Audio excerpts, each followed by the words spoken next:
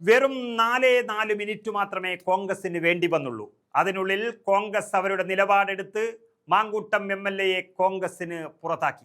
ഇനി MLA സ്ഥാനം കൂടി രാജിവെക്കുന്നതാണ് നല്ലത് എന്ന് സണ്ണി ജോസഫ് തന്നെ മാധ്യമങ്ങളോട് പറയുകയും ചെയ്തു.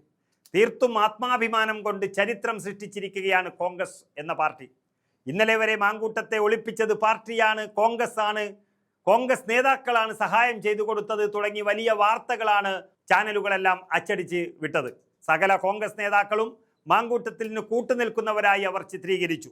പക്ഷെ മാങ്കൂട്ടം ഒളിവിലേക്ക് പോയിട്ട് ഇന്നേക്ക് 8 ദിവസം തികയുമ്പോഴും കേരള പോലീസ് എന്ന പിണറായിയുടെ പടക്കുതിരകൾ ഇരുട്ടിൽ തന്നെ തപ്പുകയാണ്.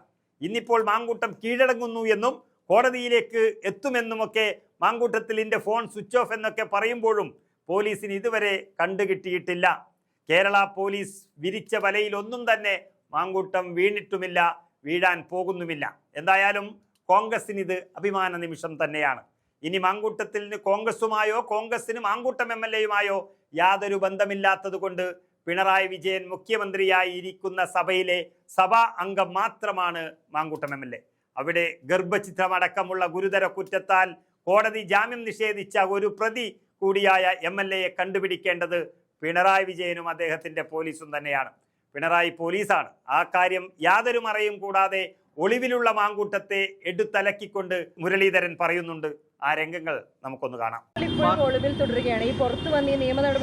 ഞാൻ ചോദിക്കുന്നത് കേരള പോലീസിന് ഇനി എന്താ പണി? ഒളിവിലിരിക്കാതെ പിടിച്ചുകൊണ്ട് വരണം. അതിനാണ് പോലീസ് എന്ന് പറയുന്നത്. അതും ഇങ്ങനെ നടക്കുന്ന ഒരാളെ അത് കഴിഞ്ഞില്ലെങ്കിൽ പിന്നെ പോലീസ് എന്ന് പറഞ്ഞ് നടക്കുന്ന എന്തിനാ? അതാണ് ഞാൻ പറഞ്ഞത്. ഇനി മീശ വെച്ച് നടക്കുന്നതിന് കാര്യമില്ല. പിടിച്ച് കൊണ്ടുവരട്ടെ, കൊണ്ടുവന്ന് കോടതിയിൽ ഹാജരാക്കട്ടെ. പാർട്ടി പരിപൂർണമായി തള്ളിക്കഴിഞ്ഞു. ഇനി എന്താ തള്ളിക്കഴിഞ്ഞു. ഇനി ഒരു തിരുത്തലും ഇല്ല. ഇങ്ങനത്തെ ആൾക്കാർ പാർട്ടിയിൽ ആവശ്യമില്ല.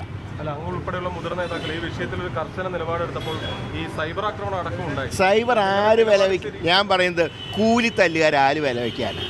സംസ്കാരമില്ലാത്തവർക്ക് വേണ്ടി വാദിക്കുന്നവന് സംസ്കാരം കെട്ടവർ തന്നെ. ഒരു സംശയം അക്കാര്യത്തില്ല. ഇനി സൈബർ വന്നോട്ടെ, വരുന്നെങ്കിലും ഞങ്ങൾ കണ്ടോളാം. സൈബറിൻ്റെ കെയർ ഓഫിലൊന്നുമല്ല ഞങ്ങളൊക്കെ രാഷ്ട്രീയ പ്രവർത്തനം നടത്തുന്നത്. അങ്ങനത്തെ ഒരു ഏർപ്പാട് ഞങ്ങൾക്കില്ല. അവരാരും കോൺഗ്രസ്സുകാരല്ല. അവർ ഈ രാഷ്ട്രീയ രംഗത്ത് നിന്ന് മാത്രമല്ല പൊതുരംഗത്ത് അപമാനകരമായിട്ടുള്ള പ്രവൃത്തി എടുക്കുന്ന നീചശക്തികളാണ് ഈ സൈബർ എന്ന് പറയുന്നത്.